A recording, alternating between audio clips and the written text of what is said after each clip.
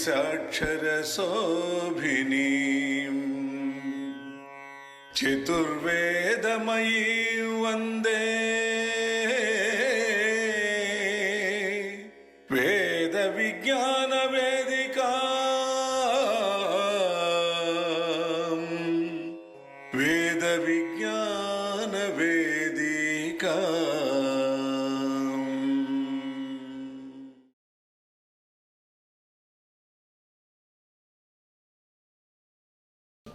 వేద విజ్ఞాన వేదిక తరతరాల తెలుగు కవిత ధారావాహిక ఉపన్యాస కార్యక్రమానికి స్వాగతం తెలియజేసుకుంటున్నాను.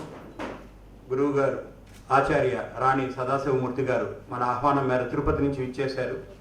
వారిని వేదిక వద్దకు వచ్చి ఆసీనులు కావాల్సిందిగా సగౌరవంగా ఆహ్వానిస్తున్నారు.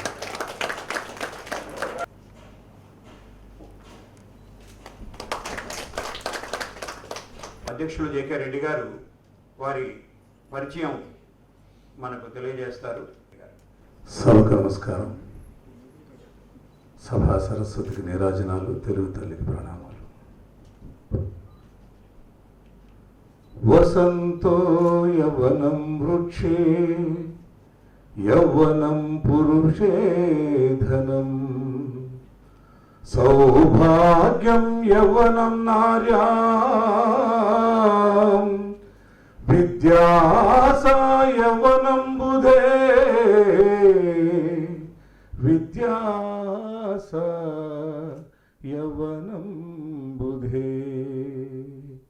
ఇలా నీతి శాస్త్రంలో విరచించినట్లు 1958వ సంవత్సరం నవంబర్ 30న జన్మించి విద్యయే యవనంగా అలరారుతున్న 59 సంవత్సరాల వయస్కుడు, తెలుగు సంస్కృత భాషల అవపోసన చేసిన ఉద్దండ పండితుడు. సంస్కృతంలోను ఆంగ్లంలోను తత్వశాస్త్రంలోను స్నాతకోత్తర పట్టాలను అంటే MA చేసినవారు మరియు MBA సాధించినవారు.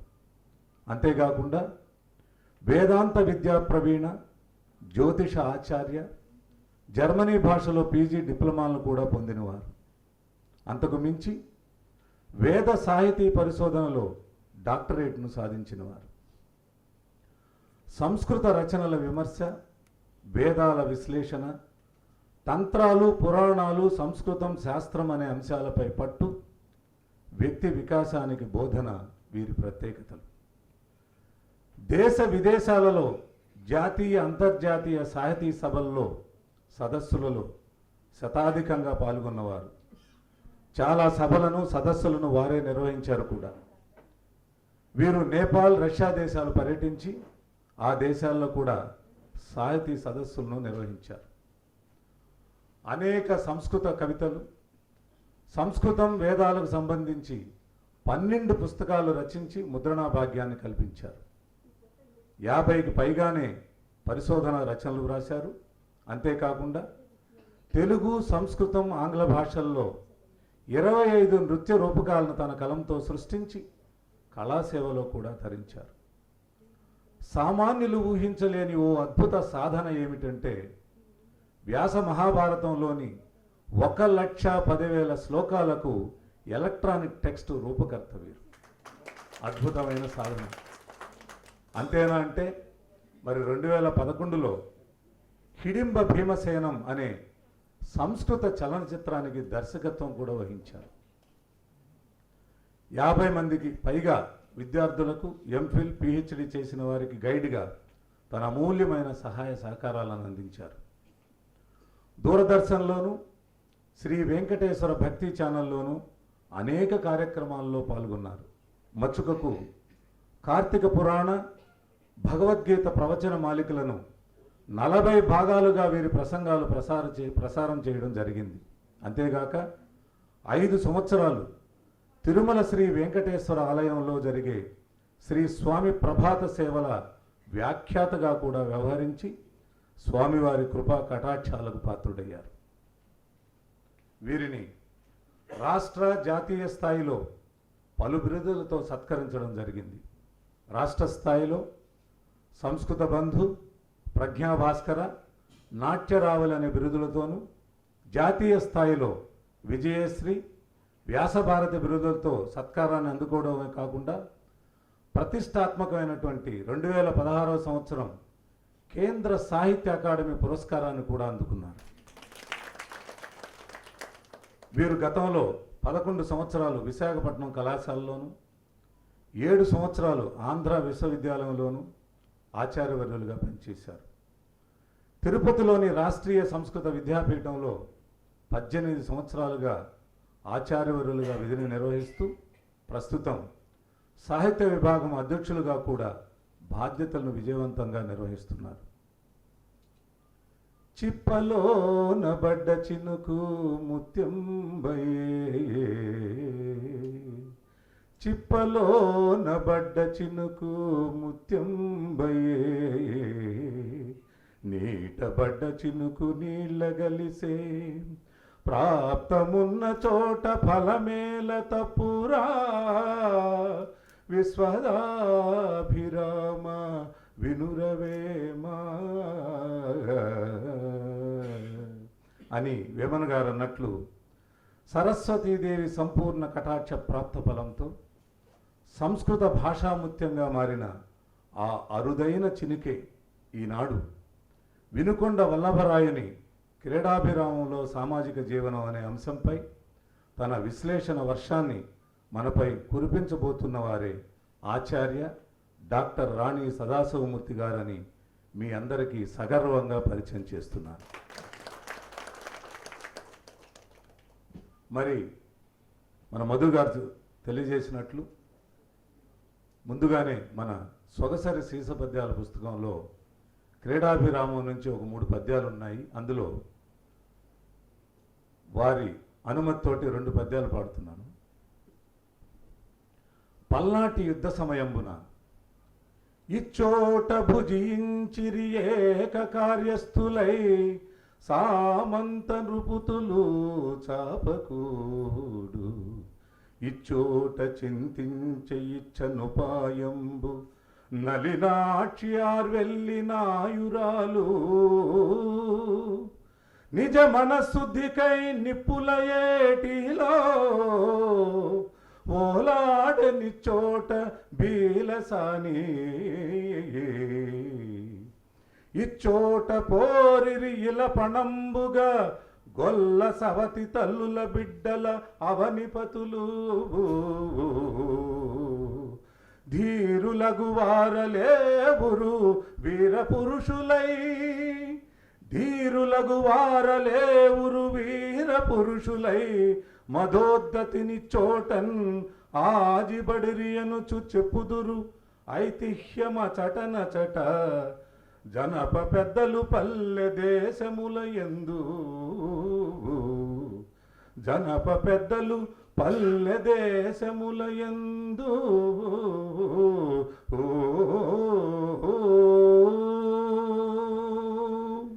ఇక రెండో పద్యం చంద్రుని గురించి వర్ణన. కలశపాధోరాశిగారాపునందన, కళ్యాణములు మాకు కలుగజేయు, కుసుమ కోదండుని కూరిమి మామ, సౌఖ్యాభ్యుదయంబు మాకాచరింపు, రాకా విభావరీ రమణీ మనోహర, సంతోషములు మాకు సవదరింపు, శౌరి పట్టపు దేవి కూరిమి సైదోడ, శౌరి పట్టపు దేవి కూరిమి సైదోడ, ఐశ్వర్యములు మాకు ఆచరింపుము, అనుచు గొజ్జంగి నీరను నర్ఘ్యమిచ్చి, పచ్చ కపురమందంద బడసి వైచి, మృక్కిరి అనురాగ సంపద మురిబోవ, జారజాయాపతులు నిండు చందురునకు, జారజాయాపతులు నిండు చందురునకు. నమస్కారం. అధ్యక్షులు జేకే రెడ్డి గారు ఉపన్యాసకుల వారిని శాలువతోటి నూతన వస్త్రాలు బహుకరించి సత్కరిస్తారు.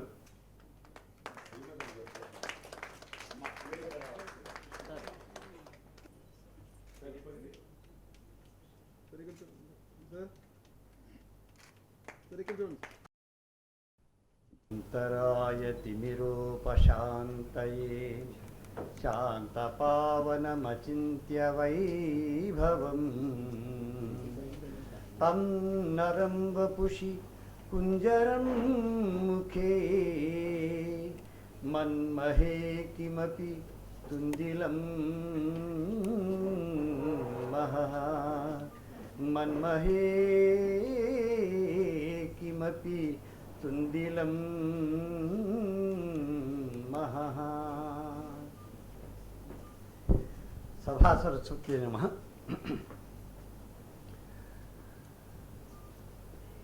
సభలో ఎందరెందరో మహానుభావులు ఉన్నారు.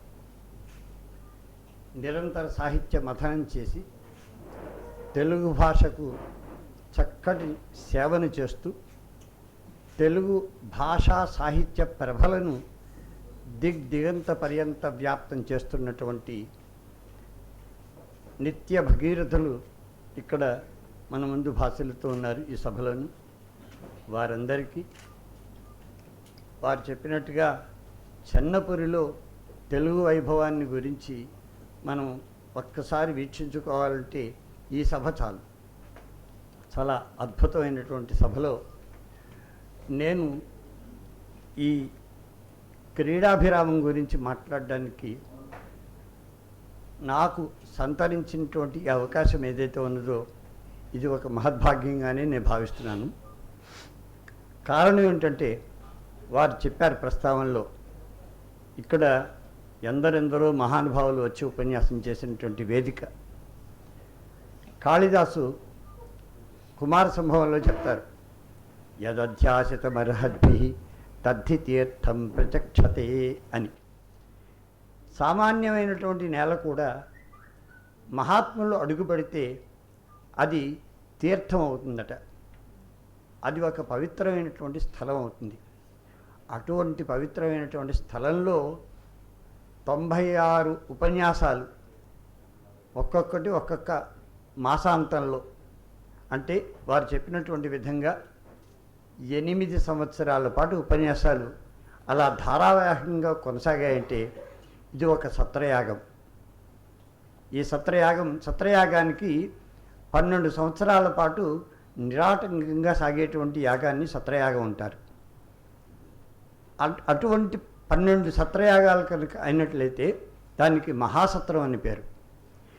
సత్రయాగంగా ప్రారంభమైనటువంటి ఈ సాహితీ యజ్ఞం ఆ పరమాత్మని యొక్క శ్రీ వెంకటేశ్వరుని యొక్క కరుణతోటి అది మహాసత్రంగా కొనసాగాలని చెప్పేసి మనఃపూర్వకంగా నేను భావిస్తున్నాను. అదేవిధంగా ఇక్కడ వారు మరొక విషయాన్ని కూడా చెప్పారు. ఆత్మీయులు రెడ్డి గారు అక్కడ ముత్యపు చిప్పలో పడినటువంటి వాన చినుకు ముత్యం అవుతున్నది అని. తిరుపతి నుంచి బయలుదేరింది చినుకు. ఇది చక్కటి ముత్యపు చిప్ప. ఇందులో పడ్డం వల్ల ముత్యంలా భాషిస్తున్నది. ఆ ముత్యపు విలువ నా మాటలకి కనుక అంటినట్లయితే అది మీ అందరి యొక్క ప్రభావం అంతే తప్ప ఈ శరీరం యొక్క ప్రభావం కాదది. కనుక ఇక విషయానికి వస్తే సంస్కృత భాషా విషయంలో కొద్దిగా అక్షరాభ్యాసం చేశాను నేను. తెలుగు విషయంలో అవకాశం తక్కువ. పిలిస్తే పలకడమే తప్ప పిలిపించుకుని పలకడం అనేటువంటిది అలవాట్లో లేని పని అన్నమాట. ఆ తెలుగు వక్తలు, తెలుగు పండితులు, తెలుగు పద్యకర్తలు అనేసరికి ఆ క్రమంలో నేను కనబడేది చాలా తక్కువ. కానీ అక్కడ పిలిస్తే మాత్రం వచ్చే ఉత్సాహం ఉన్నది. కారణం ఏంటంటే తెలుగు తల్లి ఒడిలో పుట్టినటువంటి బిడ్డే ఈయన కూడా, అందుకోసమని.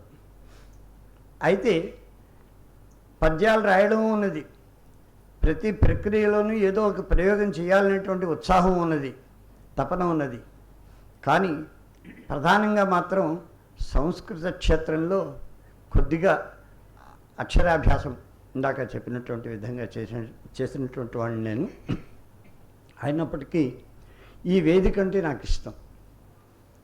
4 సంవత్సరాల క్రితం వచ్చిన తర్వాత ఇందులో ఆంధ్ర సాంస్కృతిక అదేవిధంగా సామాజికమైనటువంటి విషయ చింతనం పట్ల దృష్టి ఉన్నటువంటి వేదిక, రెండవది వేద విజ్ఞాన వేదిక.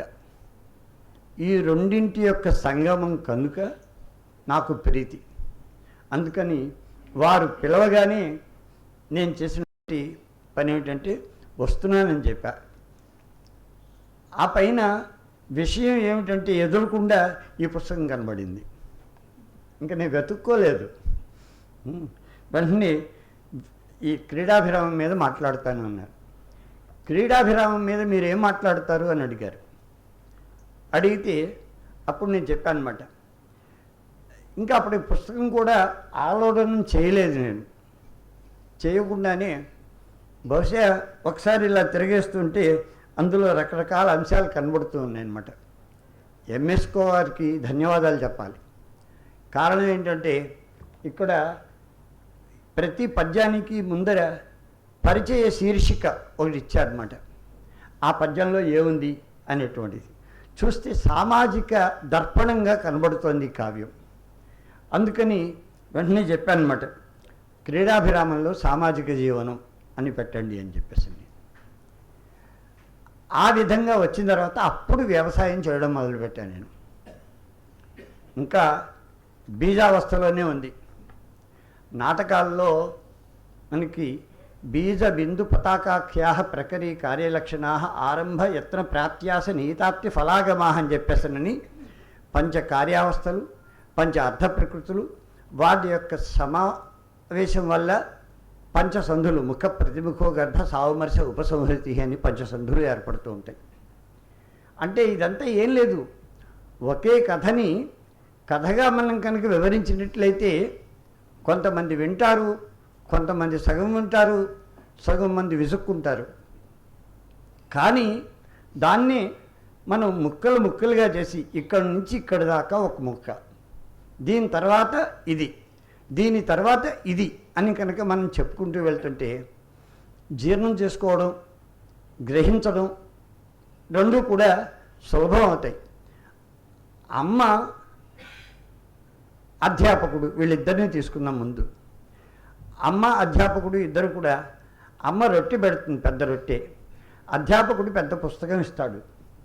పుస్తకం ఇచ్చి విద్యార్థిని చదువుకోరా అంటే, సార్ పుస్తకం చాలా పెద్దదిగా ఉంది సార్, నేను చదవలేను అంటాడనమాట.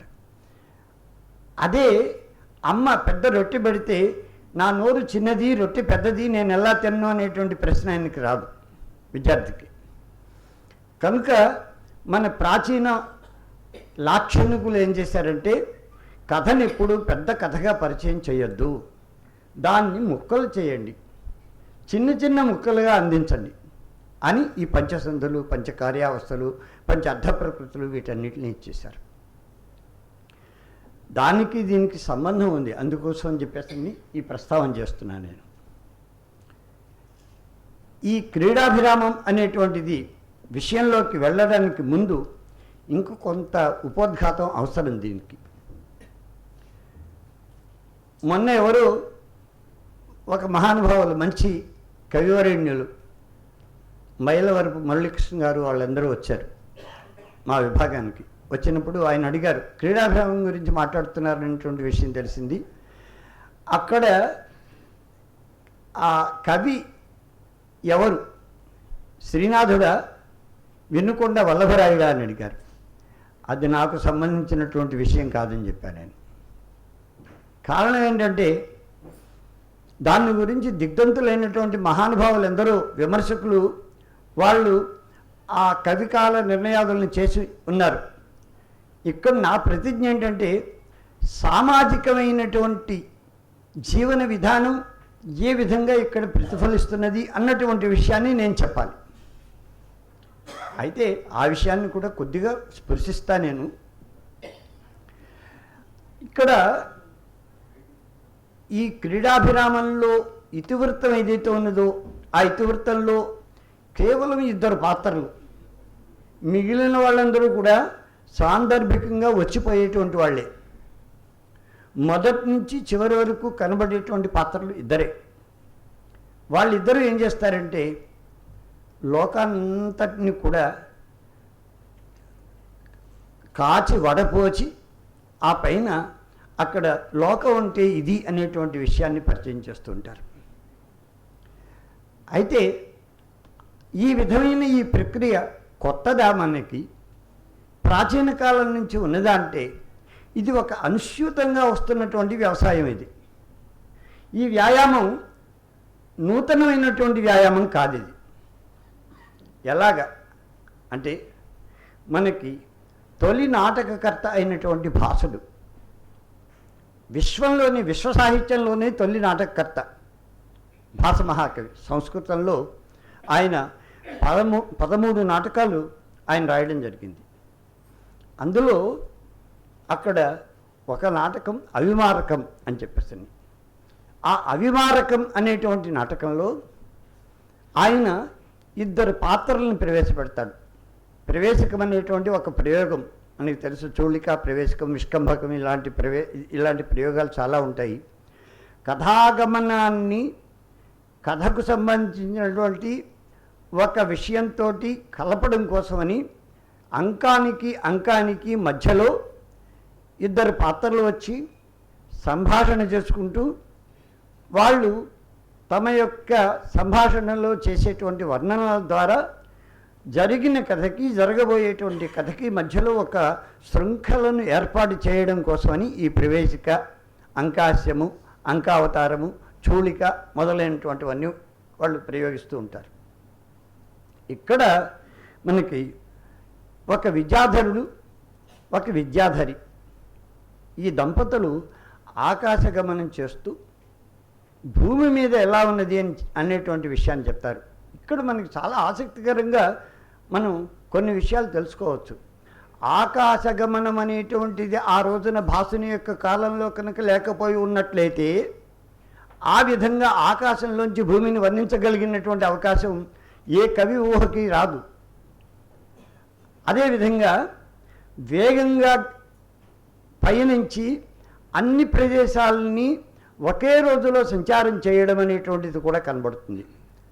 ప్రాక్సంధ్య కురుషోత్తరేషు గమిత స్నాతః పునర్మానసే భూయో మందర కందరంతర తటేషు ఆమోదితం యవ్వనం క్రీడార్థం హిమవద్గుహాసు చరిత దృష్టిశ్చ సంలోభిత యాస్యావో మలయస్య చందన నగాత్ మధ్యాహ్న నిద్రాసుఖాన్ అని వాళ్ళు ప్రాతకాలం నుంచి మధ్యాహ్నం లోపల ఏ ఏ దేశాలు సంచారం చేశారో ఆకాశ గమనంలో అనేటువంటి విషయాన్ని ఇక్కడ వర్ణిస్తున్నారు.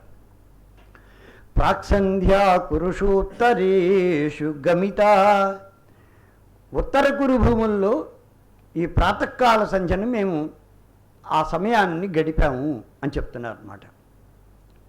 మనకి ఆధునికమైనటువంటి భౌగోళిక స్థితుల్లో కనుక ఉత్తర కురుభూమి అంటే ఏమిటి అంటే వెస్ట్ ఇండీస్ అని మనం ఇప్పుడు చెప్పుకునేటువంటి ప్రాంతానికి ఉత్తర కురుభూమి అనేటువంటి నిర్దేశం ఉన్నది. అలాగే స్నాత పునర్మానసే, మానస సరస్సులో స్నానం చేసి వస్తున్నాం అంటున్నారు. ఆ పైన భూయో మందర కందరాంతర తటేషు ఆమోదితం యవ్వనం, వీరిద్దరూ కూడా యవ్వనంలో ఉన్నటువంటి దంపతులు కనుక మందర కందరాంతర గుహాంతర్భాగాల్లో మా యొక్క యవ్వన క్రీడా విలాసాలని మేము అనుభవించాం ఇప్పుడే అంటున్నారు. ఆ పైన క్రీడార్థం హిమవద్గుహాసు చరిత, కేవలం ఆటపాటల కోసం హిమాలయ ప్రాంతాలకి ఆ సానువులకి వచ్చాం అనేటువంటిది. అలాగే దృష్టిశ్చ సంలోభిత, ఆ హిమవత్ పర్వతం యొక్క సౌందర్యాన్ని చూడగానే మా యొక్క కన్నులు లోభంతో, ప్రలోభంతో ఆ సౌందర్య దిదృక్ష ఏదైతే ఉన్నదో దాని చేత ఆకర్షింపబడింది అని చెప్పారు. యాస్యావో మలయస్య చందన నగాన్ మధ్యాహ్న నిద్రాసుఖాన్, మలయ పర్వతం ఈ మలయ పర్వతం అనేటువంటిది మనకు చక్కటి సుగంధభరితమైనటువంటి గంధపు వృక్షాల యొక్క నిలయం అది. అక్కడికి వచ్చి మధ్యాహ్న నిద్రాసుఖాలని ఆ గంధపు చెట్ల యొక్క ఛాయలలో మేము పొందుతాము అని చెప్పారన్నమాట. అలాగే ఇంకా ఆ పైన ఆకాశంలో వాళ్ళు సంచరించేటువంటి సమయంలో పృథ్వీ మండలం ఎలా ఉన్నదో చెప్తున్నారు. శైలేంద్రాః కలభోపమాః మహేంద్రః మలయః సహ్యః దేవతాత్మా హిమాలయ ధ్యేయో రైవతుకో వింధ్య గిరిశారావలిస్తథా అనేటువంటి 7 కులపర్వతాలు ఏవైతే ఉన్నాయో అవి ఆకాశ మార్గం నుంచి వీక్షిస్తుంటే కలభాల్లా ఉన్నాయట. కలభం అంటే ఏనుగు పిల్ల, ఏనుగు కూడా కాదు, ఏనుగులా కనబడట్లేదు. ఆ ఆకాశంలోంచి కనుక చూసినట్లయితే అవన్నీ కూడా ఏనుగు పిల్లలా కనబడుతూ ఉన్నాయట. అదేవిధంగా జలధయ క్రీడాతటాకోపమాహ సముద్రాలన్నీ కూడా చూస్తూ ఉంటే అవి క్రీడాతటాల్లాగా ఉన్నాయన్నమాట. అంటే ఆడుకునేటువంటి చెరువులు, ఈత కొలలాగా ఉన్నాయి. వృక్షాః శైవల సన్నిభాః చెట్లన్నీ కనుక చూసినట్లయితే శైవలాల్లాగా చిన్న చిన్న ఆ నాచు మొక్కల్లాగా కనబడుతున్నాయన్నమాట.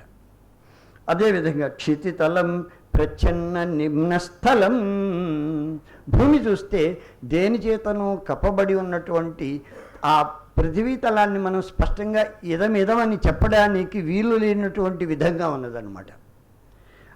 ఆ పైన సీమంతా ఇవ నిమ్నగా సువిపులా సౌధాశ్చ బిందూపమా నదులన్నీ సీమంతరేఖల్లా ఉన్నాయట. ముత్తైదు యొక్క సీమంతరేఖలు ఎలా ఉన్నాయో నదులన్నీ అలా భాషలుతూ ఉన్నాయి. అదేవిధంగా సువిపులాహ సౌధాశ్చ బిందూపమాహ మహాసౌధాలు ఏవైతే ఉన్నాయో అవన్నీ కూడా చిన్న చిన్న బిందువుల్లాగా ఉన్నాయి. దృష్టం వక్రమివాభిభాతి సకలం సంక్షిప్త రూపం జగత్ మొత్తం జగత్ అంతా సంక్షిప్త రూపంగా వచ్చిన అద్దంలో చూపిస్తే ఎలా ఉంటుందో అలా ఉందండి పైనుంచి చూస్తే అని చెప్పారు. ఈ అనుభవాన్ని వాళ్ళు ఆ సంభాషణ ద్వారా చెప్పారు. ఇటువంటిది ఇక్కడ మనకు ఈ క్రీడాభిరామంలో ఆ పైనుంచి కాదు భూతలం నుంచి చూస్తే ఎలా ఉంటుందో మనకు పరిచయం చేస్తున్నారు ఇక్కడ. ఇక రెండవ విషయం, ఇటువంటి విధానమే మనకు ఇంకెక్కడ కనబడుతుంది అంటే మేఘదూతంలో ఈ మార్గంలో ఎవరెవరిని చూడాలి, ఎలా చూడాలి, వాళ్ళ యొక్క స్వభావాలు ఏమిటి అనేటువంటి విషయాన్ని మనకు యక్షుడు మేఘునికి తన యొక్క ఆ గోడంతా వెళ్ళబోసుకొని నా యొక్క పత్ని అక్కడ అల్కాపురంలో ఉందయ్యా, ఆమెకు నా సందేశాన్ని ఇవ్వమని చెప్తూ అక్కడ చెప్తున్నారు. మార్గం తావత్ శృణు కథయతః తత్ప్రయాణానురూపం. అక్కడ ఎంత అద్భుతమైనటువంటి విజ్ఞాన విశేషాలు ఉన్నాయనేటువంటిది కూడా మనం ఆలోచించుకోవచ్చు. కేవలం నువ్వు వెళ్ళి అక్కడ సందేశాన్ని ఇచ్చేయమని చెప్పలే. ఎటువైపు నుంచి వెడితే మేఘానికి గమనం సులభం అవుతుందో, అంటే కొంత ఎత్తు దాటిన తర్వాత మేఘాలు వెళ్ళలేవు. అందుకని అక్కడి నుంచి ఆ మార్గంలో ఎక్కడైతే మేఘం వెళ్ళలేదో పర్వతాలు అవరోధిస్తాయో అక్కడ కొంచెం పక్కకి వెళ్ళి కించిత్ పశ్చాత్ వ్రజలఘుగతి భూయేవోత్తరేణ అంటాడు. ఆ పర్వతాలు ఎత్తుగా ఉంటాయ్యా, నువ్వు అంత ఎత్తుకి నువ్వు వెళ్ళలేవు, కాబట్టి కించిత్ పశ్చాత్ వ్రజలఘుగతి భూయేవోత్తరేణ ఉత్తర దిక్కుకి వెళ్ళేటప్పుడు కొంచెం పశ్చిమ భాగానికి రా, అక్కడ నిమ్మనంగా ఉంటాయి ఆ పర్వత శ్రేణి యొక్క సానువులు, అక్కడి నుంచి మళ్ళీ ముందుకు వెళ్ళమని చెప్తూ అక్కడ మార్గం చెప్పడం అనేటువంటిది. ఇక్కడ కూడా మనకి ప్రాదేశిక వర్ణనలకి ప్రాధాన్యం ఇచ్చారు. అలాగే దశకుమార చరిత్ర, అలాగే హర్ష చరిత్ర, ఇలాంటి వీటన్నిటిలో ఇచ్చినటువంటి ఆ ప్రభావాన్ని ఆ మహత్తుని పునికి పుచ్చుకొని తెలుగులోకి తీసుకొని వచ్చారు. కనుక నాకు ఒక భావన ఉన్నది, తెలుగు సంస్కృతం ఈ రెండింటి మధ్యలో మాతృపుత్రికా సంబంధం ఉంది. ఈ ద్రవిడ భాషా కుటుంబం, ఆర్య భాషా కుటుంబం, ఈ సంస్కృతం అనేటువంటిది ఎవరో 4 పుస్తకాలని ఆ భుజస్కంధాల మధ్యలో దోపుకుని అక్కడి నుంచి ఆ ఏషియా మైనర్ నుంచి ఇక్కడికి తీసుకువచ్చారనేటువంటి భ్రాంతియుక్తమైనటువంటి కల్పనలు ఏవైతే ఉన్నాయో వాటిని అన్నింటినీ కూడా నేను అంగీకరించను. యావత్ భారతావనిలో ఉండేటువంటి భాషలన్నీ కూడా ఏక కుటుంబానికి సంబంధించినటువంటివి. కేవలం ఒక పామరుడుగా నేను చెప్పట్లేదు, దీన్ని గురించి నేను బాగా గట్టిగా ప్రయత్నం చేసే చెప్తున్నాను. అయితే భారతీయ భాషా కుటుంబంలో ఉండేటువంటి ఇన్ని వందల భాషల్లో కూడా తెలుగు ఎంత విశ్వాసపాత్రంగా సంస్కృతం నుంచి లక్షణాలన్నింటినీ పుణికి పుచ్చుకొని తెలుగు కంటే సంస్కృతం కంటే సుందరమైనటువంటి, ఎప్పుడు కూడా అమ్మ కంటే కూతురు అందంగా ఉంటుంది. అందుకని ఆ తల్లి నుంచి లక్షణాలు తీసుకుని మరింత పటిష్టంగా మంచి బిగుతుతోటి చక్కటి సౌందర్య రాశిగా తయారైంది తెలుగు. దానికి కారణం ఏంటంటే అమ్మ ఇచ్చినటువంటి అందం అంతా కూడా తాను చక్కగా కుదురుగా ఆ భాష రక్షించుకుంటూ ఉన్నదన్నమాట. అందుకని అలంకారాలు కానివ్వండి, ఛందస్సులు కానివ్వండి, ఈ కావ్యాలు కానివ్వండి, కావ్యరచన వైవిధ్యం వైషధ్యం ఏదైతే ఉందో ఆ విషయాలు కానివ్వండి, ఇవన్నీ కూడా సంస్కృతం నుంచి శ్రద్ధగా సశ్రద్ధం స్వీకరించినటువంటిది ఏమిటంటే తెలుగు. అయితే అక్కడ హిందీ భాష ఉర్దూ ప్రభావం అనేది, పారసీక భాషా ప్రభావం అనేది, పశ్చిమ భాషల యొక్క ప్రభావంతో హిందీ కొంత అక్కడి నుంచి మార్గం నుంచి చ్యుతమైంది. కానీ తెలుగు అలా చ్యుతం కాలేదు, తెలుగు శుద్ధమైనటువంటి భాష అది. కాబట్టి ఈ తెలుగులోకి కావ్యరచన వైవిధ్యం ఇవన్నీ కూడా సంస్కృతంలోంచి వచ్చినవి. కనుక సంస్కృతాన్ని అంతగా తీసుకోవడం వల్లనే మనకి ఇక్కడ ఇది వచ్చింది. ఇంకొక విషయం ఏమిటంటే ఈ క్రీడాభిరామం అనేటువంటిది వీధి నాటకం. ఏమిటి వీధి నాటకం అంటే వీధిలో ప్రదర్శించేటువంటి నాటకం కాదు, అత్యంత సాంకేతికమైనటువంటి ప్రయోగం అన్నమాట ఇది. నాటకం, ప్రకరణం, బాణ, ప్రహసనం, డిమ, వ్యాయోగ, సమకార, వీథ్యంకేహ మృగా ఇది అని దశవిధ రూపకాలు, మహారూపకాలు ఉన్నాయి. భరత మహామని మనకి అందించినటువంటి మహత్తరమైన భిక్ష ఈ రోజున.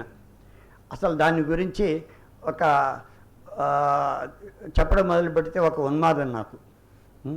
అయితే ఆ భరతుని యొక్క ఆ నాట్యశాస్త్రం ఏదైతే ఉన్నదో అందులో నాటకము, ప్రకరణము, బాణము, ప్రహసనము, వ్యాయోగము, సమకారము, వీథి, అంక, ఈహామృగం అని 10 రకాలైనటువంటి దశవిధ మహారూపకాలు ఉన్నాయి. ఆ దశవిధ మహారూపకాల్లో వీథి అనేటువంటి ప్రయోగాన్ని మనకు సంస్కృతంలో ఉన్నటువంటి దాన్ని తెలుగులోకి తీసుకొచ్చారు. విచిత్రం ఏమిటంటే తెలుగులో ఉండేటువంటి ఈ వీధి అనేటువంటి ప్రయోగం సంస్కృతంలో ఉన్నటువంటిది అది సంభాషణాత్మకంగా ఉంటుంది. అంటే అక్కడ వచనము ఉంటుంది, పద్యము ఉంటుంది. పద్యం అనేటువంటిది ఆలంబనం కోసం తీసుకునేటువంటిదే, కానీ అది గద్యానికి ప్రాధాన్యం ఎక్కువగా ఉంటుంది. కానీ ఇక్కడ మాత్రం ఇది వీధే. ఈ క్రీడాభిరామం అనేటువంటిది మొత్తం వీధి అనేటువంటి ప్రయోగం. ఇది అద్భుతం అన్నమాట. కాకపోతే ఇక్కడ అన్ని పద్య రూపంలో ఉన్నటువంటి వీధి ఇది. అందుకోసం అని చెప్పేసరి ఇక్కడ వీధికి సంబంధించి లక్షణాలు ఏమిటి అంటే వీధీవ నానారసానాంచత్ర మాలారూపతయా స్థితత్వాత్ వీధీయం అని. ఒక వీధిలో మనం ప్రవేశించాం. ఈ వీధి చివరి నుంచి ఆ వీధి చివరి వరకు నడుస్తున్నాం. ఇక్కడి నుంచి ఆ చివరి వరకు, మొదటి నుంచి. వీధిలో అనేక దృశ్యాలు కనబడతాయి. మనం వీధి దాటేసిన తర్వాత ఒక్కసారి కళ్ళు మూసుకుని ఈ వీధిలో మనం ఏమేమి చూసామంటే ఒక చోట ఇద్దరు కలహించుకోవడం చూస్తాం, ఇంకో చోట ఇద్దరి యొక్క ప్రణయాన్ని చూస్తాం, ఇంకో చోట ఇంకో ఇద్దరి యొక్క స్నేహం సఖ్యాన్ని చూస్తాం, ఇంకో చోట బేరసారాలను చూస్తాం. ఆ విధంగా మనకు అనేక రకాలైనటువంటి దృశ్యాల మాలలాగా కనబడుతుంది. కాబట్టి వీధి అని చెప్పారన్నమాట. అందుకని ప్రధానంగా శృంగార రస ప్రధానం ఉంటుంది. ఈ శృంగారంలో క్షుద్ర శృంగారానికి ప్రాధాన్యం ఎక్కువగా ఉంటూ దాంతోపాటు హాస్య, కరుణ, రౌద్ర, వీర, భయానక, భీభత్సాద్భుత శాంతాలనేటువంటివి ఏవైతే ఉన్నాయో ఆ రసాలన్నింటినీ కూడా ఇందులో ముచ్చటిస్తారు. దేనికి ప్రాధాన్యం ఉండదు, శృంగారానికి ప్రాధాన్యం ఉంటుంది. కారణం ఏంటంటే అక్కడ బాణవతు అని చెప్పేసి అంటాడు. అంటే మనకి నాటకం ప్రకరణం బాణ అనేటువంటి మూడవది ఏదైతే ఉన్నదో ఇక్కడ పాత్రల సంఖ్య బాణంలో ఎలా ఉంటుందో వీధిలో అలా ఉంటుందన్నారు. అదేవిధంగా అంకాల యొక్క సంఖ్య కూడా అలాగే ఉంటుందన్నారు. అలాగే నాటక సంధులు కూడా అలాగే ఉంటాయన్నారు. సాంకేతికమైన విషయాలను కొన్ని ప్రస్తావిస్తున్నాను నేను, కాబట్టి దయచేసి మీరు ఇది ఆ సంబంధం లేని విషయాలను అనుకోవద్దు. కాకపోతే దీన్ని మనం ఒకసారి ఆస్వాదించడానికి ఒక మార్గం ఎలా ఉంటే బాగుంటుందని చెప్పడం కోసం నేను ఈ సమయాన్ని తీసుకుంటున్నాను. ఇక్కడ ఈ వీధి అనేటువంటి ప్రయోగంలో మనకు ఈ సాంకేతిక విషయాలు ఏవైతే ఉన్నాయో వాటిలో ఏకాంకిక బాణం, వీధి కూడా ఏకాంకికే, అందుకని ఏకాశ్వాసం, ఇందులో విభాగాలు లేవు. అదేవిధంగా ఇక్కడ ఇద్దరు పాత్రలే ప్రధానంగా ఉంటారు. అదేవిధంగా ఈ వీధిలో అన్ని రకాలైనటువంటి సందర్భాల గురించి వాళ్ళ యొక్క చర్చలో చెప్పుకుంటూ ఉంటారు. శృంగారానికి ప్రాధాన్యం ఉంటుంది. అక్కడ బాణస్తు ధూర్త చరితం అన్నారు. ఈ వీధిలో కూడా ధూర్త చరితమే, ధూర్తులే ఇద్దరు నాయకులు అక్కడ, ఆ పాత్రలు ఇద్దరు కూడా.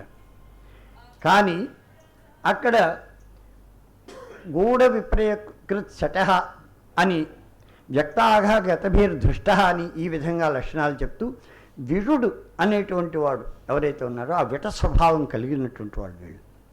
కాబట్టి ఇది తప్ప అని కనుక మనం ప్రశ్నించినట్లయితే దీనికి సమర్థనం కూడా మనం ఎక్కడి నుంచి చేస్తామంటే గాథాసప్తశతి, హాలుడు రాసినటువంటి గాథాసప్తశతి సమగ్రమైనటువంటి అలంకార శాస్త్ర లక్షణాలన్నింటిలో సర్వోత్కృష్టమైనటువంటిది ధ్వని, ముకుటాయమానంగా ప్రకాశించేటువంటిది ధ్వని అని చెప్పేసి చెప్తుంటారు. ఆ ధ్వనికి ఉదాహరణలన్నీ కూడా హాలుడి గాథాసప్తశతిలోంచి తీసుకున్నారు. నన్ను ఒకరు ప్రశ్నించారు ఒకసారి, ఒక చాలా పెద్ద పండితులు అన్నమాట.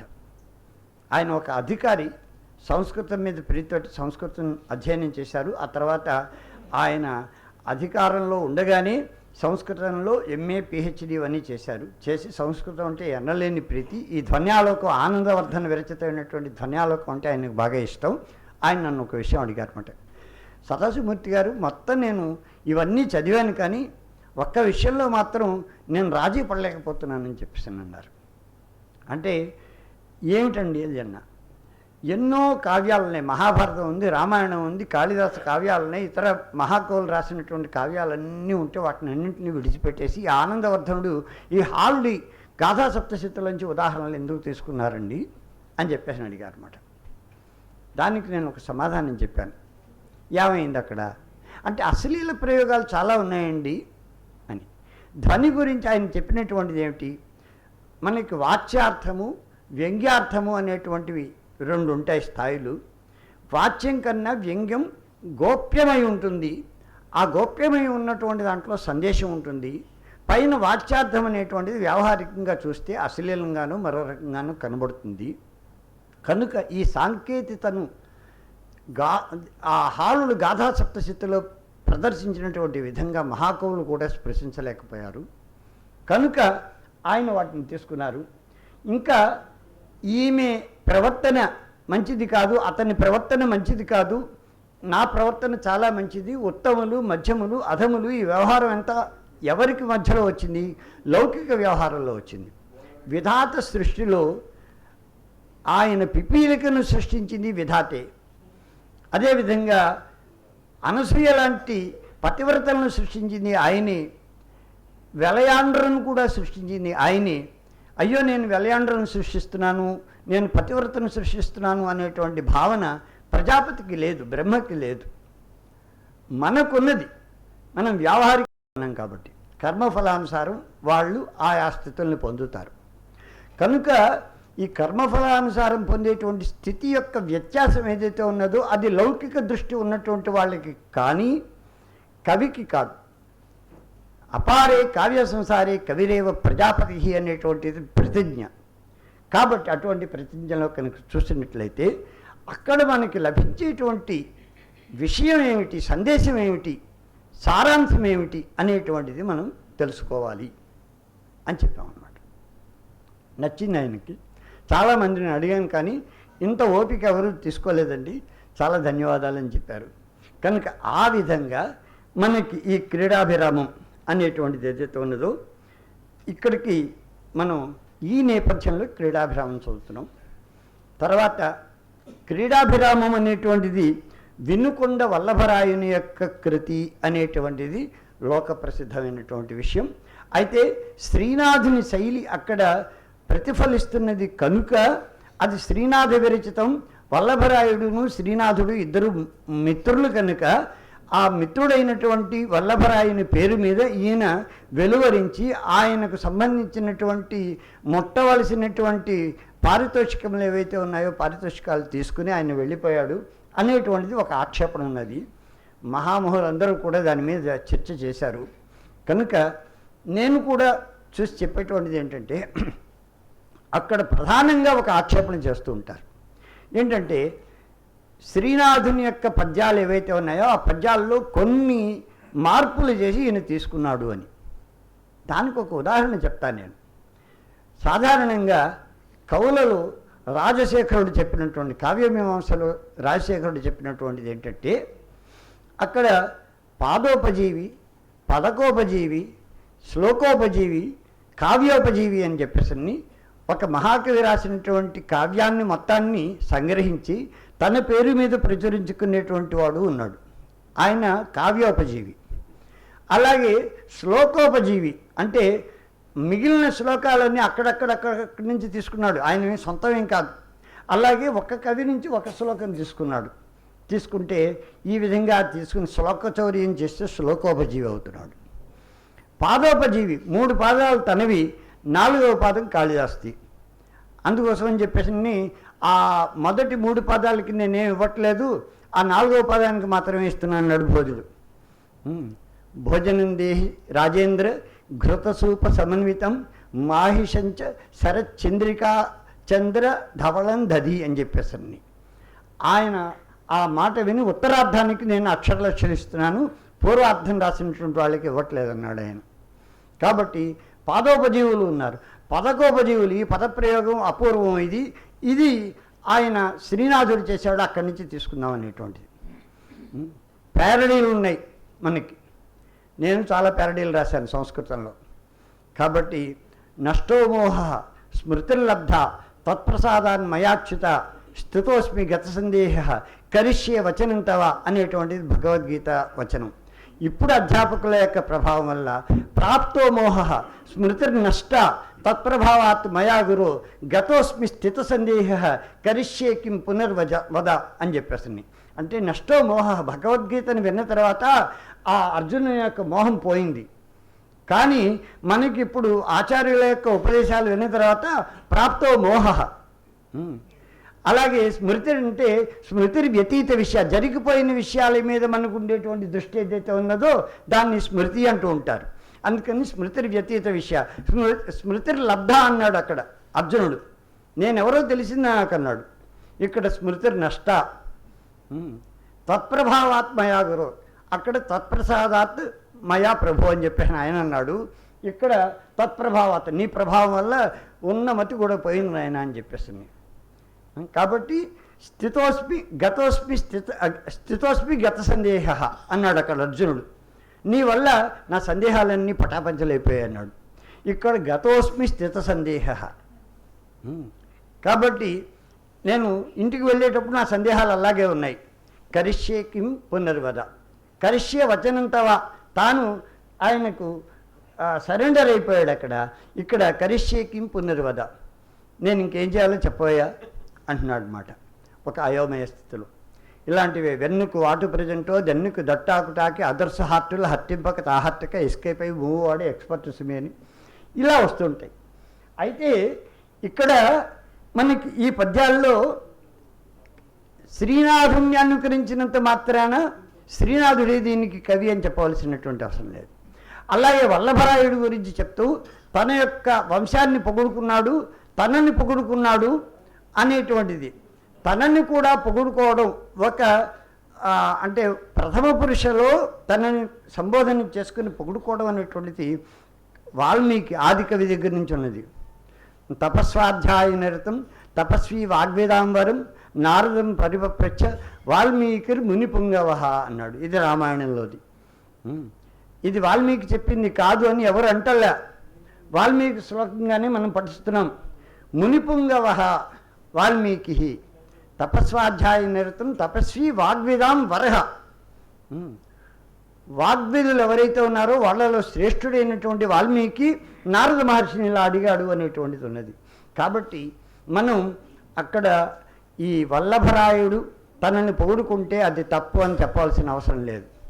శభాష్ అనుకునేటువంటి అలవాటు అందరికీ ఉంది. దానివల్ల వచ్చినటువంటి ఈ బ్రహ్మకు చతుర్ముఖునికి నారాయణునికి మధ్యలో జరిగినటువంటి యుద్ధం మధ్యలోంచే ఆవిర్భవించినటువంటి జ్యోతి స్వరూపం ఏదైతే ఉన్నదో అది మహాశివునిగా వెలుగొంది. ఆ తేజస్సుని మనం ఈనాటి వరకు కథారూపంలో పురాణాల రూపంలో చూడగలుగుతూ ఉన్నాం. కనుక ఇవన్నీ కూడా అవి అసంభవాలు కాదు. పొగుడుకోవడం అనేటువంటిది అది ఒక లక్షణం. అది కవులకు చాలా ఉన్నది. కారణం ఏంటంటే ఆది కవులకు లేదు. తమ యొక్క వంశపరిచయం వాళ్ళు చేసుకోలే. కానీ అదంతా చూసి దానివల్ల ఏర్పడినటువంటి హానిని చూసి వీళ్ళు తమ యొక్క పొగడతలు తమ యొక్క వంశ చరిత్ర ఇవన్నీ కూడా పెట్టారు. కాబట్టి ఇది ఒక విషయం మనం చూడవలసింది. ఈ నేపథ్యంలో కనుక మనం చూసినట్లయితే ఇందులో మనకి ఏమేం కనబడతాయి. సామాజిక జీవనం ఇక విషయంలోకి ప్రవేశిస్తున్నాను నేను.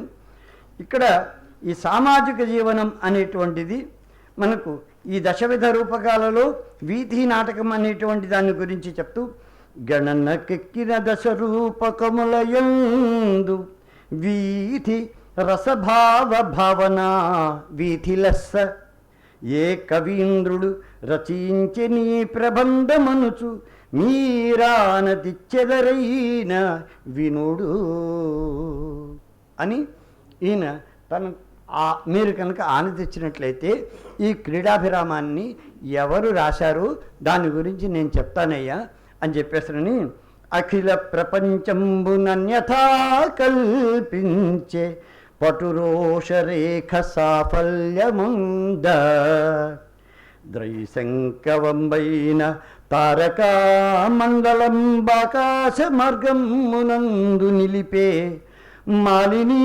తీర నిర్మల సైకతములలో మేనకాప్సరతో మేలమాడే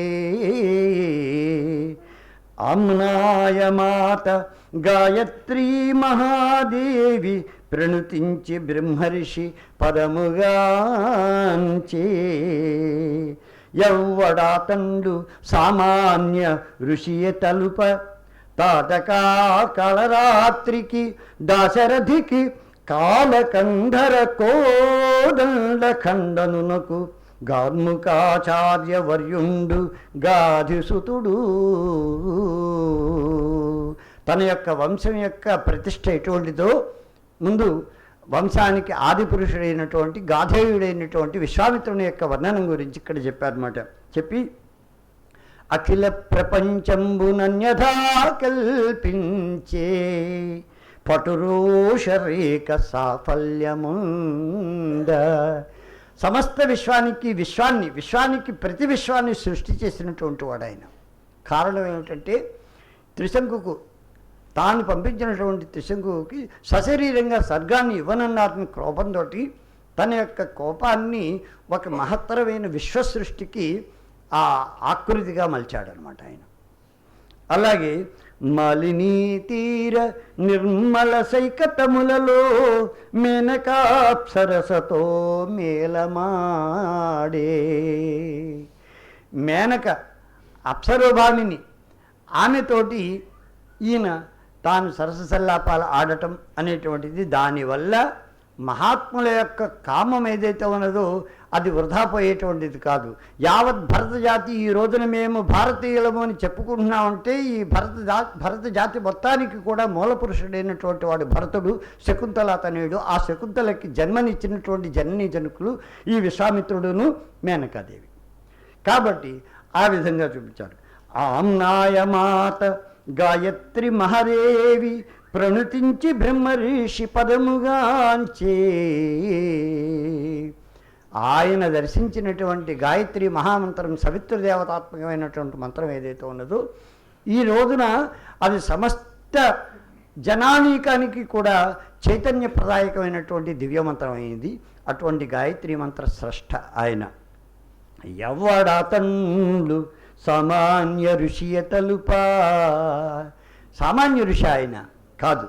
తాటకా కాళరాత్రికి దాశరథికి కాలకంధర కోదండ ఖండనుకు. తాటక అనేటువంటి రాక్షసికి కాళరాత్రిగా నిలబడినటువంటి ఆ దశరథ రాముడు ఎవరైతే ఉన్నాడో ఆ దాశరథి కాలకంధర కోదండ ఖండనుకు. కాలకంధరుడు అంటే నల్లని ఆ గళ ఉన్నటువంటి పరమశివుడు. ఆ పరమశివుని కోదండం శివధనుస్సు. ఆ శివధనుస్సుని విరిచినటువంటి వాడు రామచంద్రుడు. అటువంటి రామునకు కార్ముకాచార్యవర్యుండు ధనుర్విద్య ఉపదేశించేసినటువంటి వాడు, దివ్యమైనటువంటి అస్త్ర ప్రసాదం చేసినటువంటి వాడు ఈ విశ్వామిత్రుడు. ఆయన నా వంశానికి మూల పురుషుడు అని చెప్పేసి వల్లభుడు ఈయన స్మరించాడనమాట, ఈ కవి వల్లభరాయుడు. అలా చేసి మొత్తం మీద తన గురించి మొత్తం అంతా వివరించుకున్న తర్వాత తాను ఏమైనా సొంతంగా రాశాడా ఈ క్రీడాభిరామం అంటే దాని గురించి చెప్తున్నాడనమాట. ఆ మంత్రిశేఖరుండు రావిపాటి త్రిపురాంతక దేవుండను కవీశ్వరుండనరించిన ప్రేమాభిరామ నాటకంబుననుసరించి ఆ మహామంత్రివరుడైనటువంటి ఆయన త్రిపురాంతక దేవుడు అనేటువంటి వాడు కాకతీయుల యొక్క ఆ రాజధానిలో ఒక మహామంత్రి ఆయన రాసినటువంటి ప్రేమాభిరామం అనేటువంటి సంస్కృత వీధి నాటకం ఒకటి ఉన్నది. ఆ వీధి అనే ప్రయోగ ప్రక్రియ, దానిని నేను తెలుగించాను అని చెప్పాడు ఈయన. అంతేకాని ఇది ఈయన సొంతం కాదు. తెలుగించడం తప్పు కాదు. మనకి అందరూ తెలుగిస్తేనే హరవిలాసం లాంటి కావ్యాలు వచ్చినాయి, శృంగార నేషదం వచ్చింది, కుమార సంభవం వచ్చింది. ఇవన్నీ కూడా తెలుగులోకి తీసుకొచ్చారంటే వాళ్ళు పరమ కారుణికులైనటువంటి మహానుభావులు, మన ఆంధ్ర కవులు, పూర్వ కవులందరూ కూడా. వారిచ్చినటువంటి ఆ భిక్ష ఏదైతే ఉన్నదో దాన్ని మనం సగర్వంగా ఆస్వాదిస్తున్నాం ఈ రోజున. కనుక అలా వచ్చినటువంటి ప్రయోగాల్లో ఒకటి నాటకంబును అనుసరించి క్రీడాభిరామంబును రూపకంబు తెనుంగు భాష రచించినవాడు ఈ వల్లభదేవుడు అని. అటువంటి ఆ విధంగా ఆ సంస్కృతంలో ఉన్నటువంటి దాన్ని తెలుగులోకి అనువాదం చేసి అన్నాడు. కానీ కేవలం అనువాదం మాత్రమే కాదు, పద్యానువాదం ఇక్కడ శ్రేష్టమైనటువంటి విషయం.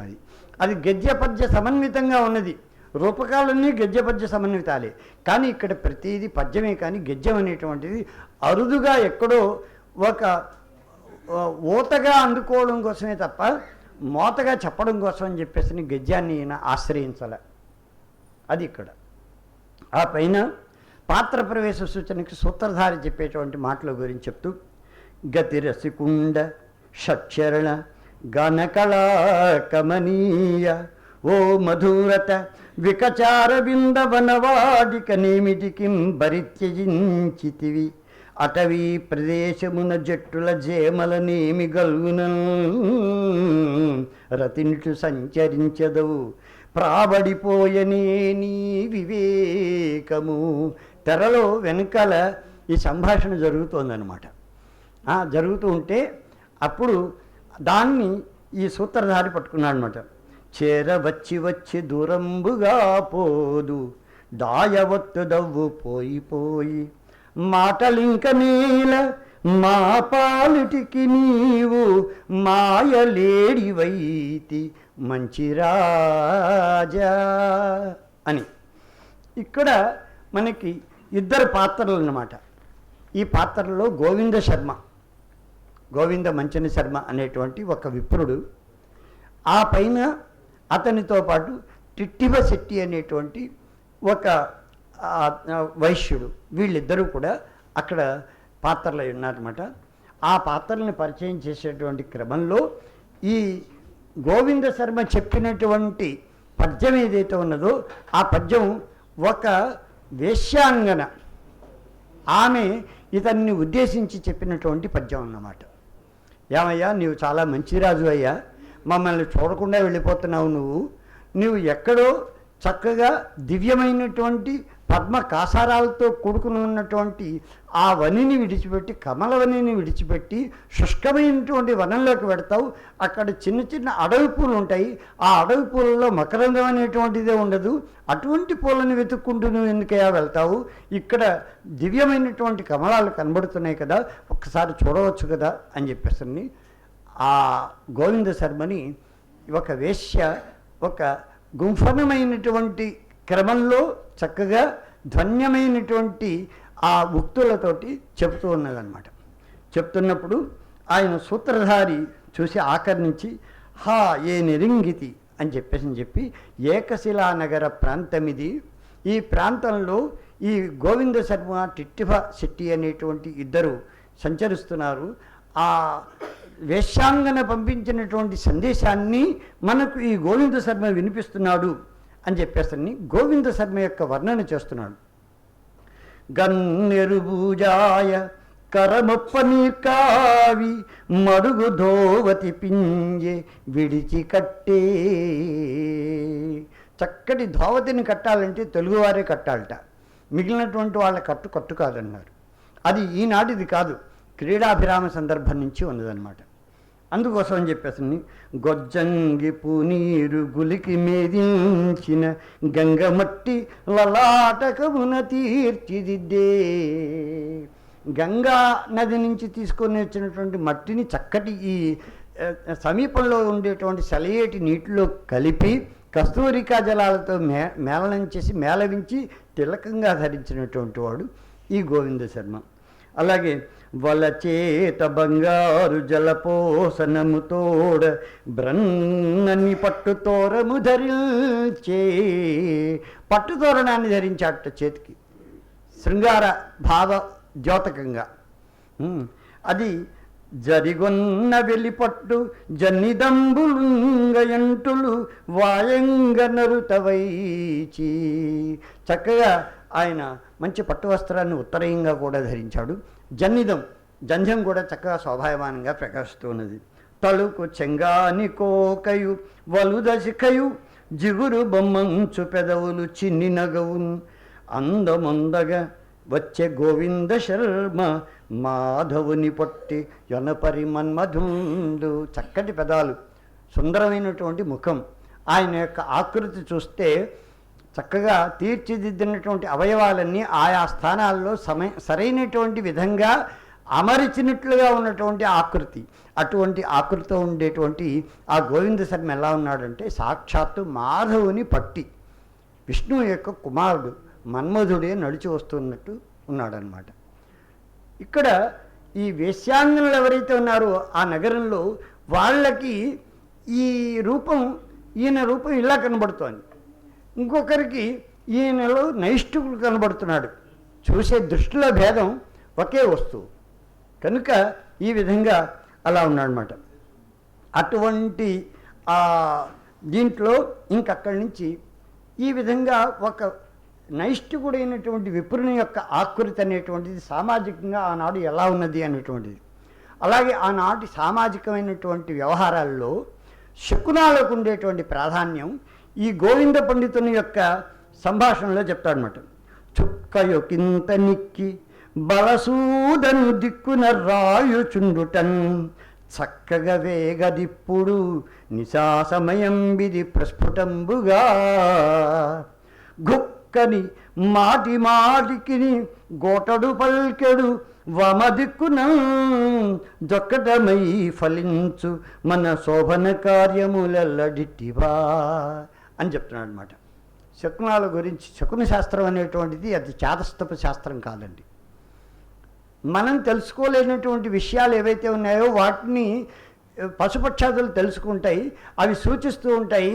వాటిని మనం గమనించి మనకి ట్రిస్ట్ విత్ ద టైగర్ అని చెప్పేసి జిమ్ కార్బెట్ రాస్తే చక్కగా శ్రద్ధతో చదువుతాం మనం. ఆయన రాసినటువంటి ఆ పుస్తకంలో ఉండేటువంటి పులి వస్తుంది అనేటువంటి దానికి సూచనగా ఈ లేళ్ళు ఇలాగ ఎగురుతాయి, ఈ నెమళ్ళు ఇలా ప్రవర్తిస్తాయి, అదేవిధంగా ఆ పక్షులు ఇలాగ అరుస్తూ ఉంటాయి, ఆ పక్షుల కలకలం, ఈ నెమళ్ళ యొక్క అరుపుల్లో ఈ తేడా, అదేవిధంగా ఈ లేళ్ళు వీటన్నిటి యొక్క ప్రవర్తనలో ఉండేటువంటి భేదాన్ని బట్టి ఇక్కడికి 500 అడుగుల దూరంలో పులుంది, 1000 అడుగుల దూరంలో పులుంది అని మనం చెప్పచ్చు అని చెప్పేసి జిమ్ కార్బెట్ చెప్తే మనం ఒప్పుకుంటాం. కానీ ఇదే విధాన్ని ఇక్కడ పర్యావరణాన్ని మనం పరిశీలించడం నేర్చుకోమని చెప్పేసి చెప్పడం కోసమని శకునం అని చెప్పేసి చెప్పారు. శకునం అంటే it is nothing but indication, ఒక సూచన. కానీ ఆ శకునం అంటే ఒక చాదస్తం అనేటువంటి భావన మనకి పోవాలి.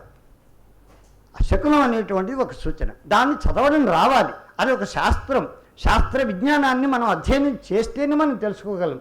దానికోసమని ఈ శకున శాస్త్రంలో చెప్తూ చుక్క యొకింత నిక్కి బలసూదను దిక్కున రాయుచుండుటల్, ఆ పైన ఉండేటువంటి చుక్క ఏదైతే ఉన్నదో అది నెమ్మదిగా దిగి దిగి దిగి దిగి నిక్కి అంటే దాక్కుంటోంది.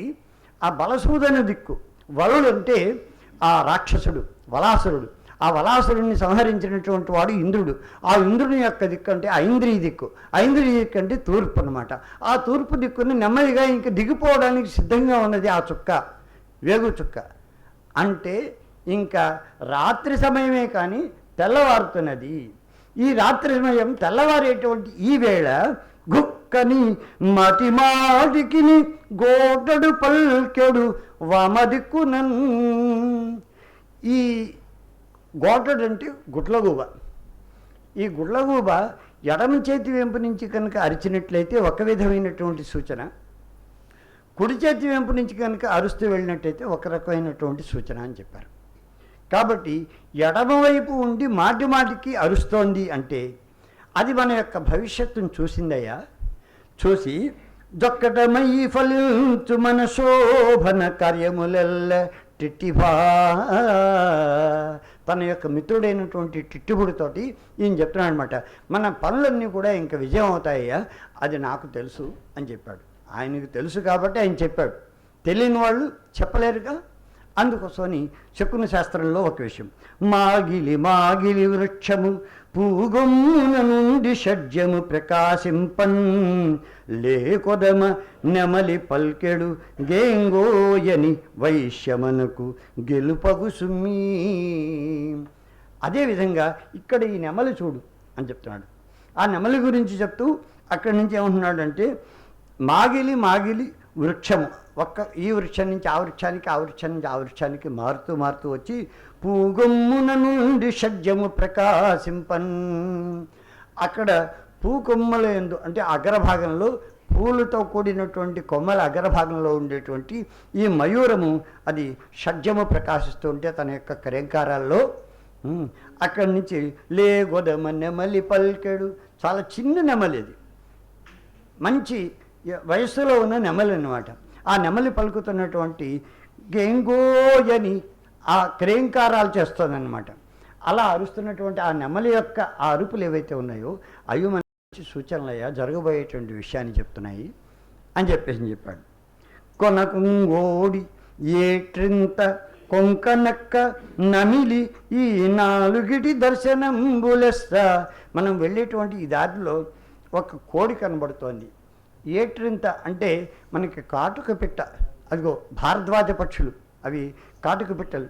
మనకి ఈ భారద్వాజ పక్షుల యొక్క వృత్తాంతాన్ని గురించి ప్రస్తావన కూడా మనకి ఈ అమ్మవారు గోదాదేవి రాసినటువంటి తిరుప్పావేలో కూడా ఈ ప్రస్తావన ఉన్నది. కనుక అటువంటి ఏట్రింత కొంకనక్క ఈ నక్క ఇవన్నీ ఏవైతే ఉన్నాయో ఇవన్నీ కూడా మనకి సూచనలిస్తున్నాయ్యా అని చెప్పాడనమాట. ఈ విధంగా శకున శాస్త్రాన్ని మచ్చుకి పరిచయం చేశాడు. ఇది సామాజికంగా మనం తెలుసుకోవాల్సినటువంటి, మనం కోల్పోయినటువంటి విజ్ఞాన విశేషాలు ఇదొకటి. శకునాలంటే కేవలం ఒక దీంతో చెప్పినటువంటిది కాదు. అదేవిధంగా అప్పుడు టిట్టుబుడు కోడికూత గురించి చెప్తున్నాడు. మంచన వింటివో వినవో మన్మధుడేకశిలాపురంబులో చంచల నేత్రలం పతుల శియలపై రతికేళి రాత్రి పోరించి ప్రభాత కాలము పరిస్ఫుటమైనను ధర్మదార వట్టించుచునున్నవాడదే కుటీగత కుక్కుట కంఠకాహళిన్ అని ఆ కోడికూత ఎందుకనేటువంటిది చక్కగా చెప్తారనమాట. రాత్రి అందరూ కూడా శృంగార విలాసాల్లో మునిగి తేలుతూ ఉంటే ఇక తెల్లవారిన తర్వాత కర్తవ్యోన్ముఖులు కావాలని ఆ ధర్మధార అయినటువంటి ఆ కోడి తన యొక్క కూత ద్వారా జలుపుతూ అందరినీ మేల్కొల్పుతోందయ్యా అని చెప్పారన్నమాట. ఇలాగా మనకి ప్రారంభమైంది. ఈ ప్రారంభమైనటువంటి దీంట్లో మనకి ఈ రకరకాల వేశ్యాంగనల గురించి చెప్పారు. వేశ్యాంగనల యొక్క ప్రవర్తన రీతుల గురించి చెప్పారు. కొన్ని చోట్ల వారి యొక్క దేహ సౌందర్య వర్ణనం కూడా చేశారు. ధూర్తచరితం కాబట్టి అటువంటి వర్ణనలు ఉన్నాయి. కానీ వేశ్యాంగనలు కూడా సమాజంలో ఒక భాగమే. వాళ్ళు సకల కళా వల్లభలైనటువంటి వేశ్యాంగనలు అన్నమాట. సంగీతం వచ్చు, సాహిత్యం వచ్చు, ఇతర విధానాలైనటువంటి అన్ని విధానాల్లో కూడా వాళ్ళకి చక్కటి ప్రావీణ్యం ఉందన్నమాట. అందుకోసమే చెప్తూ ఎక సిక్కముగనాడు నీదైన నొక మాట పాడు నొయ్యన పాట పాట అలతి అద్దపు బిళ్ళ అలవోక వీక్షించు కొనగోర పదనిచ్చి కురులు దీర్చు పయ్యద దిగదార్చి పాలిండ్లు పచరించు దిస్సువారగ నవ్వు తీగ నవ్వు ధవళ తాళ పలాస తటంకంబులు తిరుపు కలికి చూపుల చూపు గర్వరేఖ అని ఆ వేశ్యాంగన తన యొక్క విటుల్ని ఆహ్వానించేటువంటి విధానం చెప్తూ తన యొక్క సౌందర్యాన్ని ఏ విధంగా వాళ్ళకి ప్రదర్శిస్తున్నది అనేటువంటి విషయాన్ని చెప్తూ అప్పటికి కూడా తన సౌందర్యం మీద తనకి గర్వం ఉన్నదట. అంతేకాని వారిచ్చేటువంటి ధనం మీద ఆశతో కాదు. కనుక ఈ విధమైనటువంటి చెప్పారు. ఆనాడు సమాజంలో ఉండేటువంటి ద్యోత క్రీడా విశేషాలను గురించి చెప్తున్నారు. పరివేష్టించి ప్రజాకదంబకముపై పై వ్రాలి విచ్చింపగా పరహస్తంబున నెత్తుకాండ్రు నఫలాప ప్రోడి బోధింప పామరులై పన్నిదమాడియోడి మరి దుర్మానంబుతో నాటగొల్పెరి వేశ్యావలయాభిసంవళిత ముగుళ్ళూర్చే గోవిందుని. అక్కడ కొంతమంది జూదగాండ్రులు ఉన్నట్ట. ద్యూత క్రీడల గురించి నిందించినటువంటిది కేవలం ఆధునికులే కాదు, మధ్యకాలీనులు మాత్రమే కాదు. ఋగ్వేదంలో దశమ మండలంలో కితవ సూక్తం అనేటువంటి ఒక సూక్తంలో ఈ ద్యూతమాడేటువంటి వారు ఎవరైతే ఉన్నారో వాళ్ళందరినీ సమాజం ఏ విధంగా నిందిస్తుంది అనేటువంటి విషయం అక్కడ చెప్పారు. ఆ చెప్పినటువంటిది ఇక్కడ కూడా అనమాట. మాయగాండ్రైనటువంటి జ్యోతగాళ్ళు ఏం చేస్తారంటే అనేక రకాలైనటువంటి ప్రలోభాలకు లోన్ చేసి చూసావా వాళ్ళందరూ ఆడుతున్నారు రా అని తీసుకొస్తారట. అలా చూడ్డానికి వచ్చేటువంటి జనాలు ఎవరైతే ఉన్నారో వాళ్ళు సమూహాలుగా ఉంటారు. అక్కడ ఉన్నప్పుడు అందరి యొక్క ఎవరి దగ్గర ధనరాశులు ఉన్నాయో చూసి వారిని నెమ్మదిగా ఉసిగొలుపుతారు. ఆడండి అయ్యా అని చెప్పేసి అలా ఆడటానికి ప్రోత్సహించి ఆడేటువంటి సమయంలో నెమ్మదిగా వాళ్ళు చెప్పేటువంటిది ఏంటంటే అంగీకారం పుసేయువారి మొలలం వ్రాపించు కౌపీనముల్, వస్త్రములను విడిచిపెట్టి కౌపీనములను ధరించేటువంటి వారిగా మార్చి వారిని అక్కడి నుంచి పంపిస్తారు అని చెప్పారన్నమాట. కాబట్టి అంతవరకు విడిచిపెట్టారు అని. జ్యోత క్రీడా నిందనం అనేటువంటిది ఇక్కడ ఉన్నది. దీన్ని మనం తెలుసుకోవాలి. నీకు నవ్వు నంచు నెమకి ముగుదొలగు వారి భ్రమించి మోసపుచ్చు పశ్చతోహరుడత్యంత పాపబుద్ధి పట్టణములో దగుల్పరి పందెగాడు అని చెప్పేసి ఆ జ్యోత పంద్యాలను వేసేటువంటి వాళ్ళు ఎటువంటి వాళ్ళు అంటే నీకు నవ్వు ననుచు నెమకి ప్రోత్సహిస్తూ ఉంటారు. నీకే విజయం నీకే, మొత్తం అందరూ ఓడిపోతున్నారు చూసావా, నీకు సులువులు తెలుస్తున్నాయి పైనుంచి చూస్తున్నావు కాబట్టి అని చెప్పేసి ప్రోత్సహించి మరీ అందులోకి బరిలో దింపుతారు అన్నమాట. దింపి ఆ పైన ముగుదొలగు వారి భ్రమించి మోసపుచ్చు, ముగ్ధులైనటువంటి వారిని భ్రమలోకి తోసి మోసపుచ్చుతారు. పశ్చతోహరుడు అత్యంత పాపబుద్ధి. జ్యోతక్రీడ ఆడేటువంటి పందిగాడు ఎవరైతే ఉన్నాడో ఆయన ఎటువంటి వాడంటే పశ్చతోహరుడు, చూస్తూ ఉండగానే హరించేటువంటి వాడు అనమాట. కనుక హరించినట్టు పూర్తిగా హరించుకుపోతే కానీ తెలియదు. కనుక ఆ విధంగా పట్టణముల దగుల్పరి పందెగాడు. అలాగేనండి. కాబట్టి ఈ విధంగా చెప్పారు. అందుకని ఓరుగల్లు గురించి వర్ణన, మనకి ఒక నగర వర్ణన అనేటువంటిది సంధ్యా సూర్యేందు రజనీ దివాస ధ్వాంతవాసర అని చెప్పేసి అష్టాదశ విధానములైనటువంటి వర్ణనలు ఏవైతే ఉన్నాయో ఆ వర్ణనలో ఓరుగల్లుని ఒక పట్టణ వర్ణన, నగర వర్ణనం కావాలి కాబట్టి ఇక్కడ ఓరుగల్లుని వర్ణించేటువంటి తీరు ఇక్కడ మనకు కనబడుతుంది. సప్త పాతాళ విష్టప మహాప్రస్థాన ఘంటాపదంభైన గణప పరిఖ. ఆ ఓరుగల్లు నగరానికి పరితః ఒక ఘనమైనటువంటి ఒక పరిఘ ఉన్నదన్నమాట. ఆ పరిఖ అంటే అగాధం. ఆ అగాధాన్ని దాటి రావాలి లోపలికి. దాని యొక్క లోతు ఎంత అంటే సప్త పాతాళ విష్టప మహాప్రస్థాన ఘంటాపథంబు. ఏమరుపాటుతో కనుక ఆ అగాధంలో అగట్టలోకి కనుక అడుగు పెట్టినట్లయితే అతల వితల సుతల తలాతల రసాతల మహాతల పాతాళాలనేటువంటివి సప్త పాతాళాలకి చివరిదైనటువంటి ఆ స్థానం ఏదైతే ఉన్నదో ఆ స్థానానికి పోతాడు. అది ఘంటాపథ మార్గం. అది ఇంకా తప్పనిసరిగా అక్కడికే తప్పి ఇంకక్కడికి వెళ్ళడు. పాతాళాంతర్గతమైనటువంటి స్థానానికి చేరుకోవాలంటే అందులో దూకడమే అని అంత లోతైనటువంటి అగర్తల్ని తవ్వారట. తారకామండల స్తభకావతంసమై కనుచూపు గొనని ప్రకార రేఖ.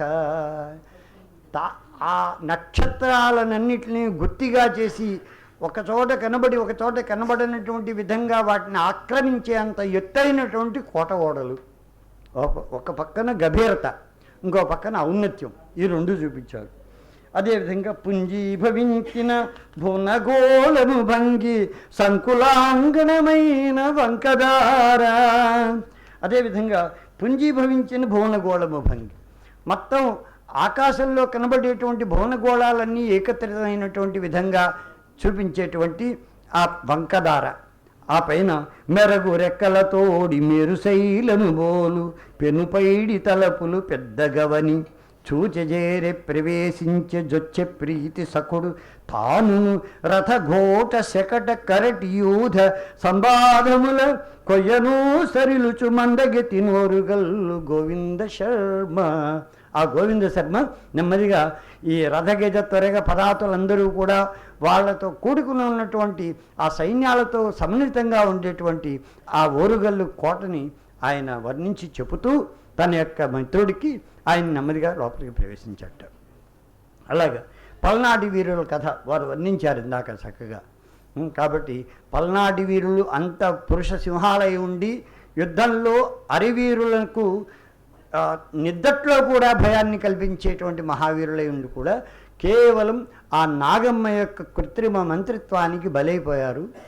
అదేవిధంగా ఇంకా అక్కడి నుంచి వారి యొక్క కులము దైవతము గురిజాల గంగాంబ కలని పోతులయ్య చిలిమికాడు పిరికి కండలేని అరువది ఏవురు పల్లెనాటి వీర బాంధవులకు.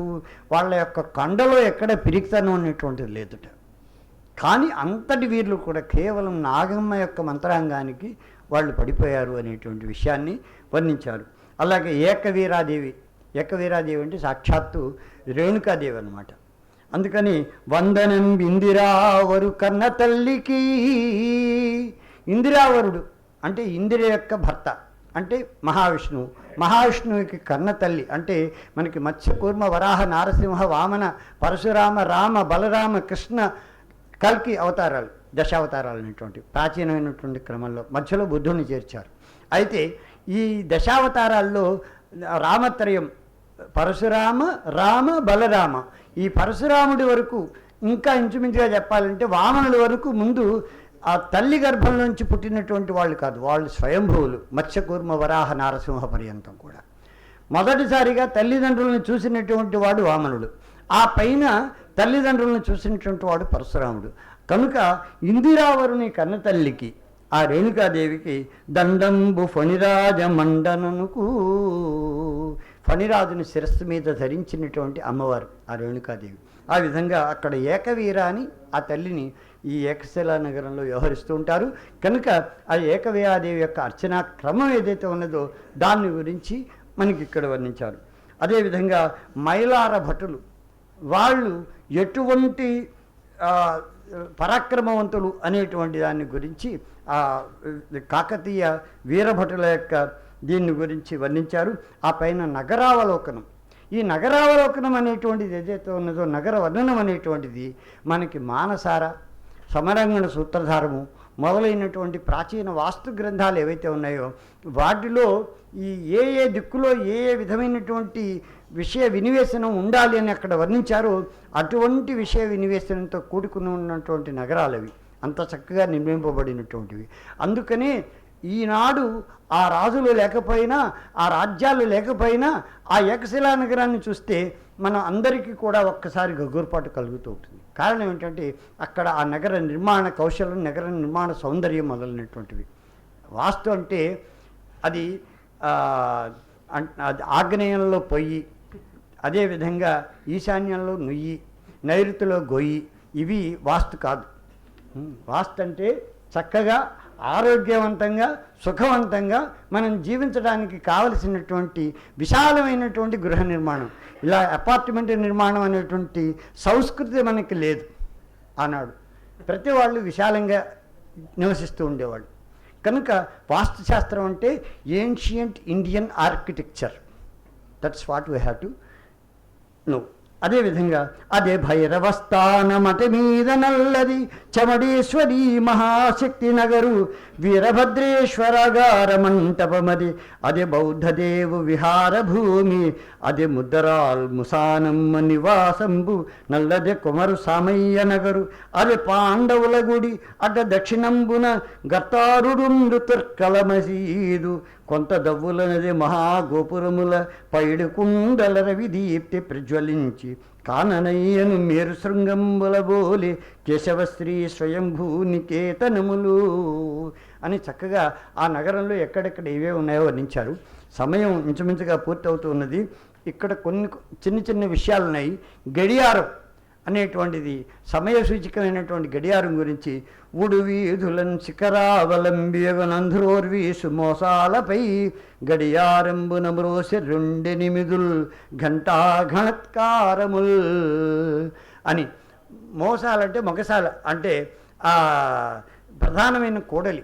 ఆ కోడల్లో ఆ ఆంధ్రరాజు ఎవరైతే ఉన్నారో కాకతీయ నరేంద్రుడు, ఆ రాజు యొక్క ఆ కోడలు ఏదైతే ఉన్నదో ఆ కోడల్లో ఆయన నిర్మించినటువంటి గడియారం అక్కడ 2 ఘంటారవంబుల ఘనత్కారంబుల మ్రోసే అన్నాడు.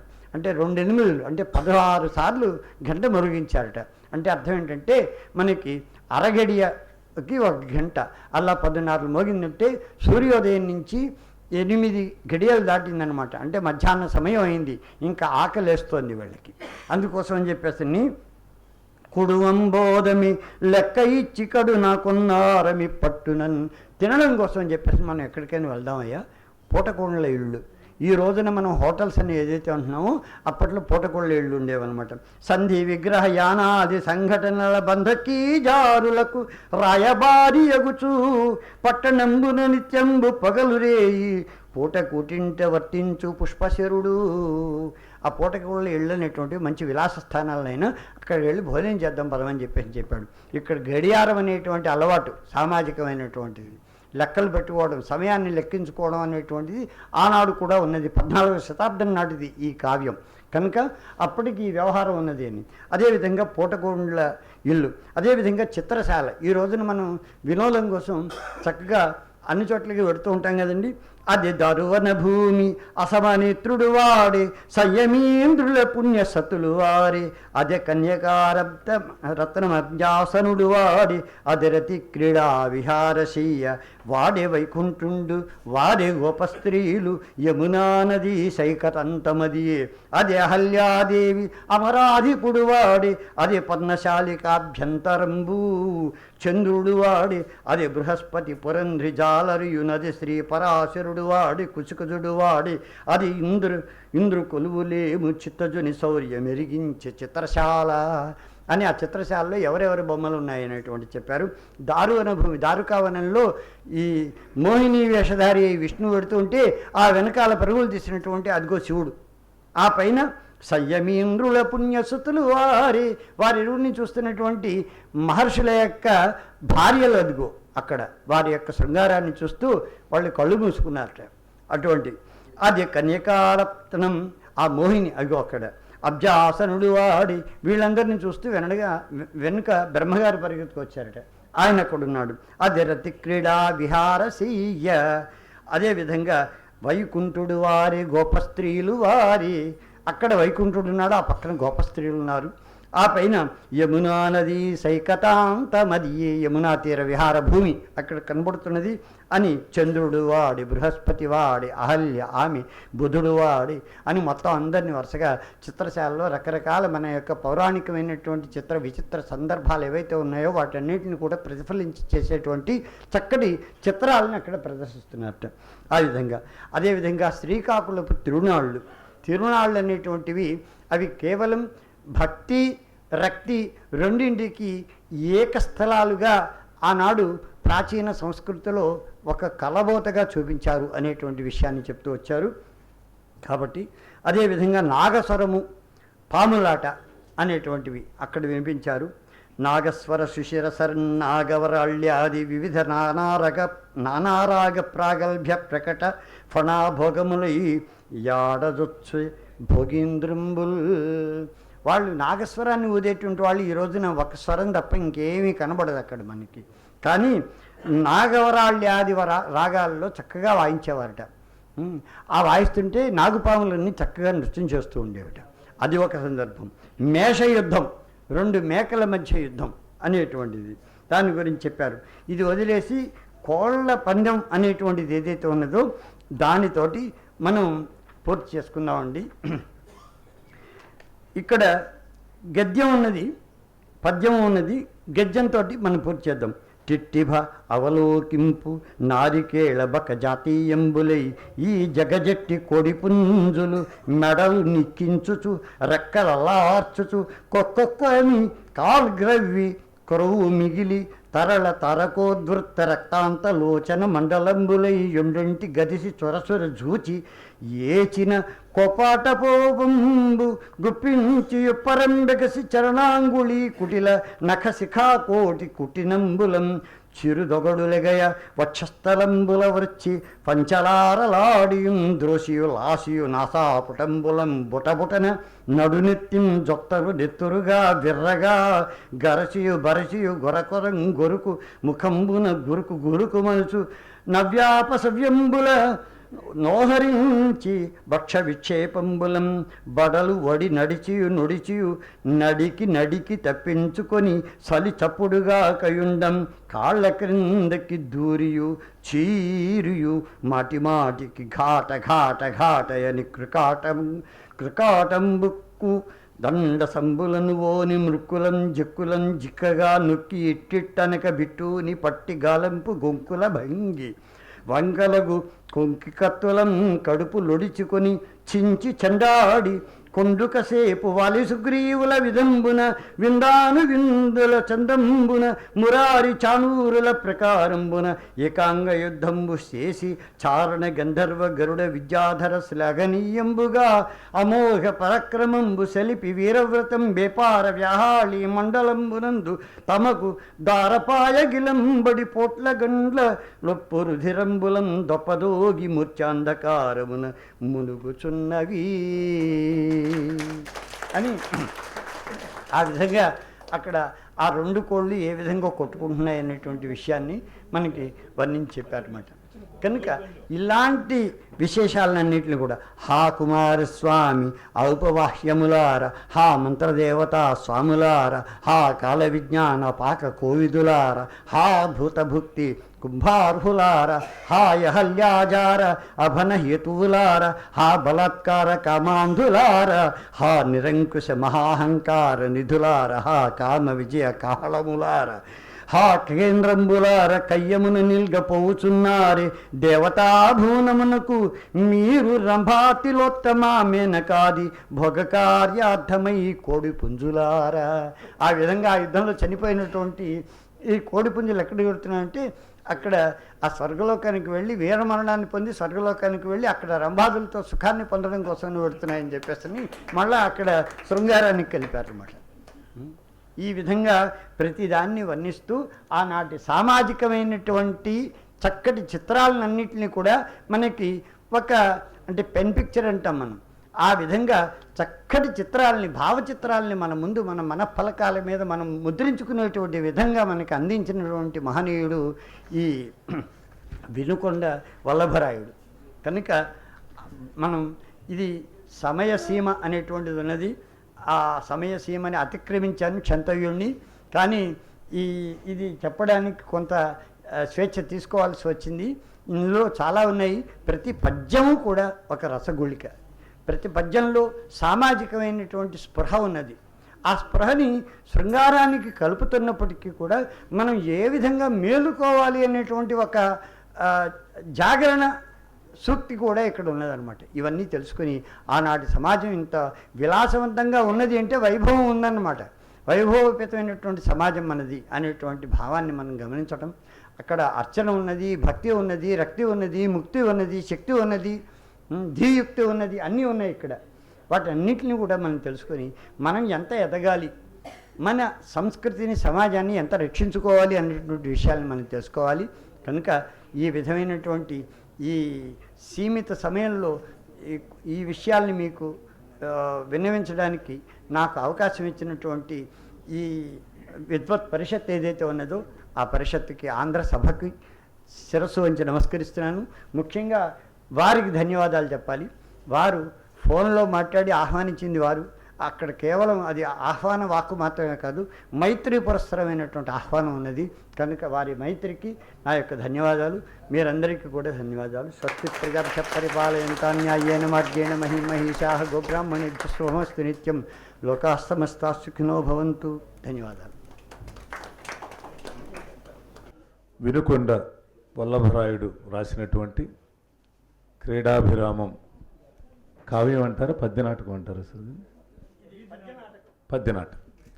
పద్యనాటకాన్ని సామాజిక జీవనం అనే దృక్పథంతోనే కాకుండా సమగ్రంగా మనకు తెలియజేసినటువంటి మన ఆచార్య రాణి సదాశివమూర్తి గారికి మరొకసారి మన కరతాళ ధ్వనులతో మన ధన్యవాదాలు తెలియజేసుకుందాం.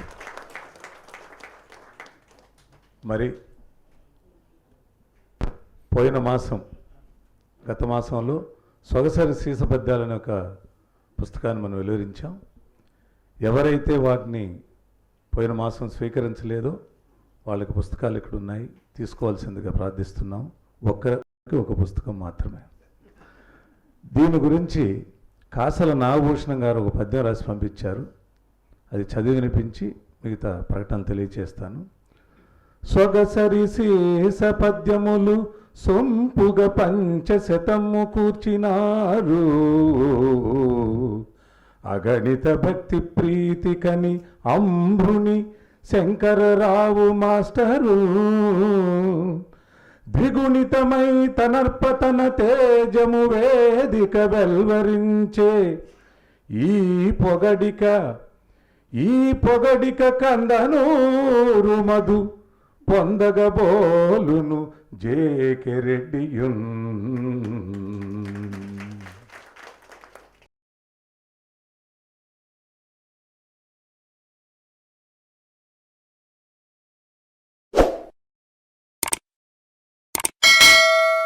దయచేసి లైక్ చేయండి, షేర్ చేయండి మరియు సబ్స్క్రైబ్ చేయండి.